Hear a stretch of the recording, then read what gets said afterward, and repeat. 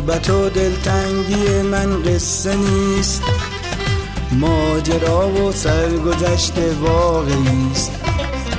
سرگذشتی از یه مرد در به در، اون که هر دم ناله کرد و خون گریست.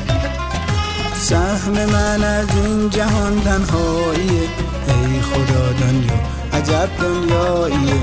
سهم من از این جهان تنهاییه، ای خدا دنیا عجب دنیاییه.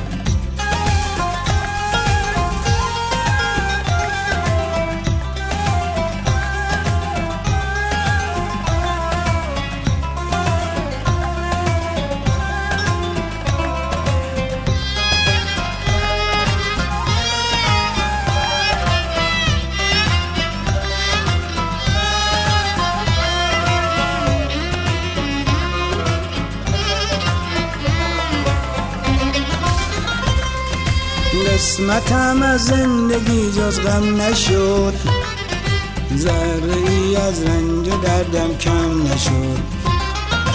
در میان آدمای این زمان با من حتی یک نفر هم دم نشد.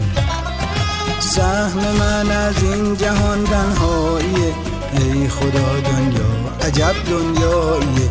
سهم من از این جهان تنهاییه، ای خدا دنیا عجب دنیاییه.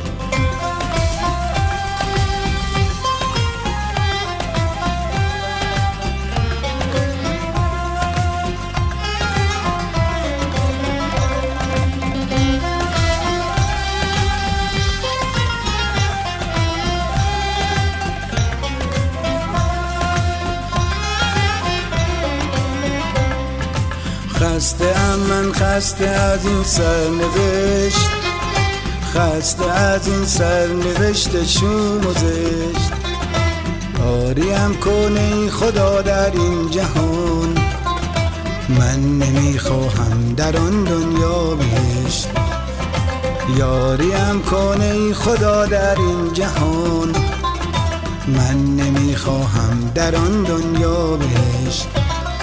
سهم من از این جهان تنهاییه، ای خدا دنیا عجب دنیاییه. سهم من از این جهان تنهاییه، ای خدا دنیا عجب دنیاییه. سهم من از این جهان تنهاییه، ای خدا دنیا عجب دنیاییه. سهم من از این جهان تنهاییه.